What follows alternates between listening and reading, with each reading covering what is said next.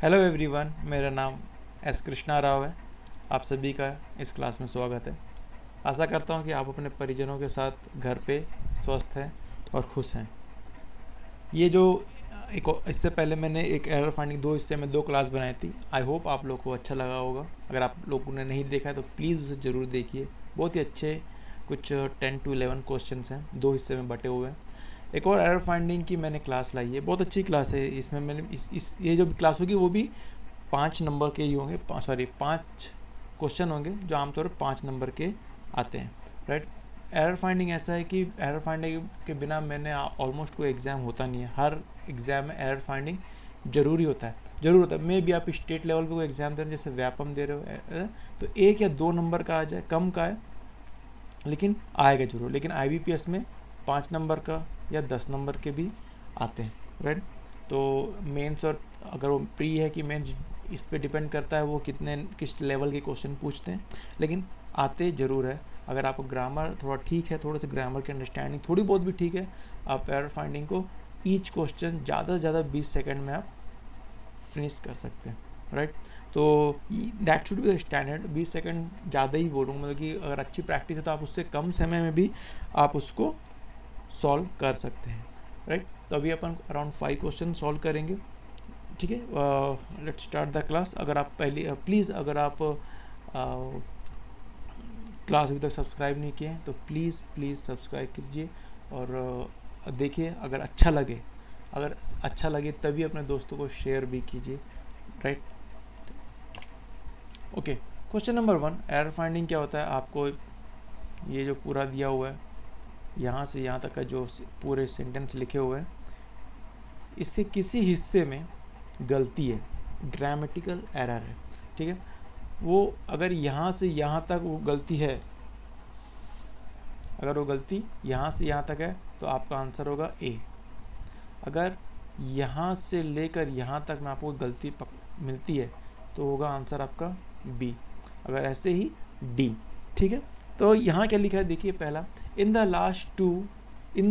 Last two months nearly 10 doctors have reportedly died with suicide in the different institutions across the country। पिछले 2 महीनों में लगभग 10 डॉक्टरों की जान चली गई। कैसे? उन्होंने सुसाइड कर लिया अलग अलग इंस्टीट्यूट में पूरे देश में। तो अपन देखेंगे इन द लास्ट 2 मंथ्स, देखिए 2 लिखा हुआ है, मंथ्स ऐसे लिखा हुआ है, कोई दिक्कत नहीं है। नियरली 10 डॉक्टर्स, अगर डॉक्टर्स नाउन है उसके सामने 10 लिखा हुआ है तो डॉक्टर्स एस हो जाता है, कोई दिक्कत नहीं यहाँ पे भी, ठीक। यहाँ तक कोई दिक्कत नहीं है। हैव रिपोर्टेडली डाइड, हैव किसके लिए इस्तेमाल हुआ है? 10 डॉक्टर्स के लिए। ये एक वर्ब है, हेल्पिंग वर्ब है, और उसका जो सब्जेक्ट डॉक्टर्स प्लूरल है तो यहाँ हैव लगा। अगर सिर्फ डॉक्टर होता तो हैज़ लगता। तो यहाँ तक भी ये सही है। डाइड विथ सुसाइड, यहाँ पे देखिएगा बहुत सारे होते हैं। Died by, died with, died from. मैं आपको 1 by 1 यहाँ पे एक्सप्लेन करता हूँ कि कब हमें क्या इस्तेमाल करना है, ठीक है। याद रखिएगा आंसर क्या है। आंसर एक्चुअली जैसे डाइड बाय कब इस्तेमाल करते हैं? जब किसी माध्यम से वो मर गया हो, तलवार से हो गया हो, सुसाइड के द्वारा मर गया हो, या गोली खा के मर गया हो, तब हम बाय इस्तेमाल करते हैं। ऑफ कब इस्तेमाल करते? डाइड ऑफ, जब डायरेक्ट किसी चीज़ से कारण से मरा, जैसे कैंसर से, हार्ट अटैक से, तब डाइड ऑफ लिखते हैं, ठीक है।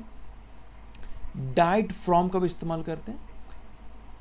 जैसे इनडायरेक्टली मरा हो, जैसे कि अगर किसी को बहुत ज़्यादा धूप में रखा हो, उसे गर्मी हो जाएगी तो उसकी बॉडी में डिहाइड्रेशन हो जाता है, पानी कम जाती है, तब उसमें वो मरता गर्मी से नहीं है, गर्मी के प्रकोप में आता है और उसकी वजह से बॉडी में डिहाइड्रेशन हो जाता है, तब वो उसकी जान चलती है। मतलब वो इनडायरेक्टली हीट से नहीं मरता, डिहाइड्रेशन मरता, लेकिन गर्मी के प्रकोप में आता है, तब हम डाइड फ्रॉम इस्तेमाल करते हैं, ठीक है।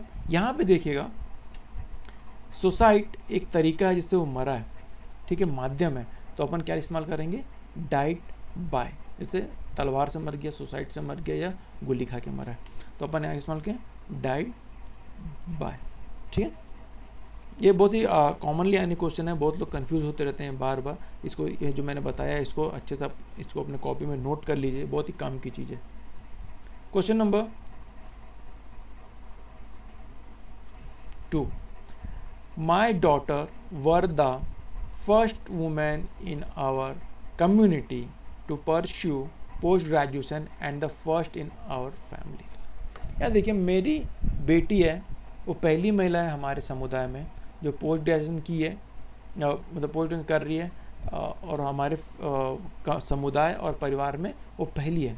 तो एकदम ये बहुत ही आसान सी मिस्टेक है यहाँ पे। देखिए यहाँ वर लिखा हुआ है, यहाँ क्या लिखा, मेरी बेटी थी, ठीक है। ऑफ कोर्स पता चल रहा है कि मेरी बेटी वो पहली महिला थी हमारे समुदाय में, थी मतलब एक लड़की है ना, एक बेटी की बात कर रही है ना, तो अगर सब्जेक्ट में अगर सिंगुलर है तो उसका वर्ब भी सिंगुलर होगा, तो वर्ब की जगह क्या होगा, वॉस, ठीक है। इन केस अगर माई डॉटर्स होता तो यहाँ वर्ब सही होता, उसमें कोई दिक्कत नहीं होती, ठीक है। तो हम वर्ब की जगह यहाँ पे वॉस करते, that's the only mistake, right. अगर आपको क्लास अच्छी लग रही है दोस्तों, प्लीज़ इसको शेयर और सब्सक्राइब जरूर कीजिएगा, और अपने कमेंट भी बीच में प्लीज़ आप ड्रॉप कीजिए आपको कैसी लग रही है क्लासेस, राइट। दे फॉरगेट, अगला क्वेश्चन है, they forget that apart from these reserved seats private colleges in India sell seats called management quota at much prices to anyone who can afford it. यहाँ क्या लिखा समझ गए होंगे आप लोग, इंडिया में मैनेजमेंट कोटा जैसे शब्द के बारे में हम ज़्यादा अच्छे से समझते हैं। दे forget that apart from this reserve seats private college in India, वो कह रहे हैं कि वो भूल गए थे कि रिजर्व सीट के अलावा प्राइवेट कॉलेज में कुछ ऐसे सीट्स भी होते हैं जिनको मैनेजमेंट कोटा होते हैं, जिनको बहुत ही ऊंचे दाम में सेल किया जाता है, बेच दिया जाता है, जो लोग खरीद सकते हैं। तो यहाँ पे मिस्टेक्स क्या देखेंगे, ये सब ठीक है। यहाँ पे मेरे को यहाँ पे एक ही चीज़ का देखिए आप मिस्टेक देखेंगे, दीस लिखा हुआ है तो उसका जो नाउन है प्लूरल है, कोई दिक्कत नहीं है। दे फॉरगेट, भूल गए, that apart from these reserve seat private colleges in India sell seats called management quota at much prices, मतलब बहुत सारे ऊंची दाम पे। प्राइसेस मतलब ये एस लगा हुआ है, याद रखिए किसी नाउन में एस या एस लगा के प्लूरल बनाया जाता है। प्राइसेस में जब एस लगता है ये क्या हो गया, प्लूरल, ठीक है। याद रखिएगा मच किसी भी प्लूरल नाउन के सामने लगता है क्योंकि यह एक अनकाउंटेबल के सामने ही लगता है, ठीक है। या यहाँ पे एग्जॉर्बिडेंट या मोर लग सकता था, कोई दिक्कत नहीं थी, लेकिन मच हम जैसे much sugar, much oil, much oil या शुगर लिखते हैं क्योंकि ये दोनों अनकाउंटेबल है, और मच अनकाउंटेबल के लिए इस्तेमाल करते हैं, लेकिन यहाँ प्राइसेस यहाँ एस लगा हुआ है जो कि काउंटेबल है, तो इसलिए हम मच इस्तेमाल नहीं कर सकते, राइट। क्वेश्चन नंबर 3 पे अपन आ गए। 3, German social psychologist Erich Fromm argued that every society at a given point in time manages to build a common social character. German social psychologist Erich Fromm argued that, argue किया ये जो psychologist था German का, that every society at a given point, कि हर society एक समय पे manage करता है, पॉइंट इन टाइम मैनेजेस ऐसा प्रबंध करता है कि एक खास किस्म का चरित्र बना है समाज में, राइट। तो इसमें build a common social character in time manages to build, इसमें कोई गलती नहीं है, right. Answer will be no error, किसी में भी सेक्शन में गलती नहीं दिख रही है। क्वेश्चन नंबर 4 की हम तरफ जा रहे हैं, देखेंगे। द आइडिया वॉज born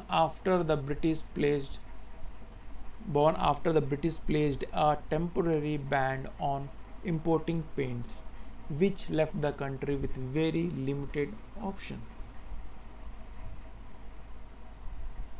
यहाँ देखेंगे यहाँ क्या लिखा हुआ है, क्वेश्चन एक्चुअली पढ़ने में जल्दी समझ नहीं आता।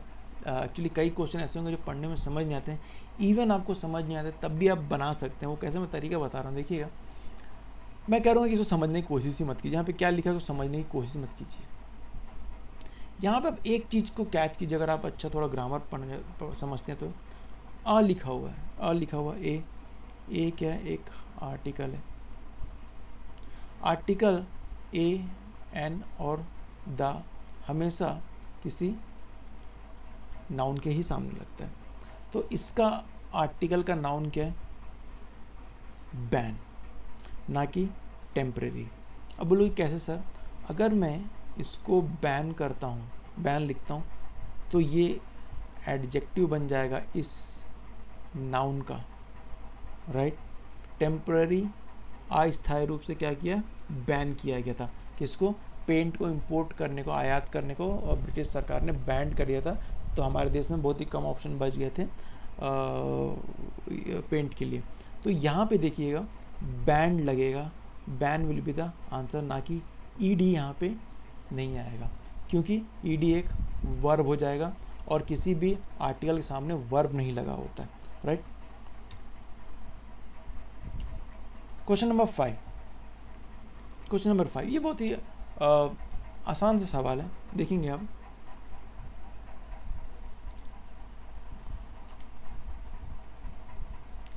Today, this 78 years old company with a random name that was derived from telephone directory. यहाँ क्या कह रहा है, 178 साल की जो कंपनी है जिसका नाम रखा गया था किसी टेलीफोन डायरेक्टरी से सडनली निकाल के, उसके बारे में कह रहा है। यहाँ देखेंगे क्या गलती है यहाँ पे, देखिए यहाँ पे बहुत ही माइनर सा मिस्टेक है, कई दफ़ा लोग पकड़ नहीं, कैच नहीं कर पाते हैं। जब कोई चीज़ ऐसा लिखा हो 78 years old कंपनी, कंपनी क्या है, यहाँ पे एक नाउन है, तो इसके सामने जो भी लिखा होगा वो क्या होगा, एडजेक्टिव होगा, ठीक है। और जब ये शब्दों के बीच में ये लिखा होता है ना, ऐसे डैश लिखा होता है ना, तो इसका मतलब है कंपाउंड एडजेक्टिव है। याद रखिए कभी भी एडजेक्टिव प्लूरल नहीं हो सकता, ये ऐसे यहाँ पे लिखा, कभी भी एडजेक्टिव प्लूरल नहीं हो सकता, इसलिए हम इसको एस को हटाएंगे, यही इसकी मिस्टेक है, ठीक है। तो answer will be B. Thank you so much everyone for watching the class. अगर आप क्लास देखें, आई एम श्योर आपको अच्छी लगी होगी। प्लीज़ आप अपने दोस्तों को इसको शेयर कीजिए, और अगर कैसा लगा आपको, कोई चीज़ को इम्प्रूवमेंट चाहिए, कोई चीज़ को अप एंड डाउन हो रही है, तो प्लीज़ मुझे कमेंट करके ज़रूर बताएं। Thank you so much, have a nice time, bye bye.